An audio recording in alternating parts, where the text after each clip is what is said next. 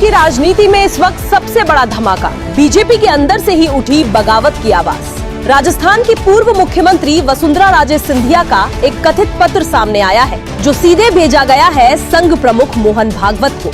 BJP की एक वरिष्ठ महिला नेत्री के इस पत्र ने बीजेपी और नरेंद्र मोदी के चेहरे से नकाब हटा दिया है।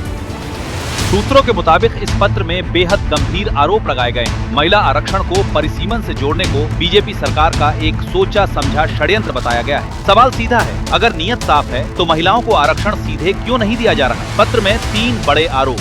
पहला आरोप, ऐसे राज्यों में सीटें बढ़ाने की तैयारी जहां बीजेपी मजबूत है। दूसरा आरोप, विपक्ष के वोट को इस तरह बांटना कि उनका असर खत्म हो जाए। तीसरा आरोप, 2011 के आंकड़ों के आधार पर परिसीमन कर एससी, एसटी और ओबीसी का प्रतिनिधित्व सीमित करना।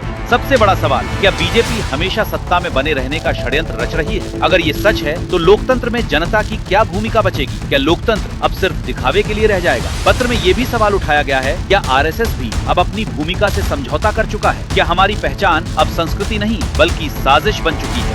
बीजेपी के अंदर से उठी ये आवाज क्या एक बड़े राजनीतिक तूफान का संकेत है या फिर सत्ता के भीतर चल रही गहरी लड़ाई का खुलासा? फिलहाल इस लीक लेटर ने देश की राजनीति में हलचल तेज कर दी है। हम इस खबर पर लगातार नजर बनाए हुए हैं।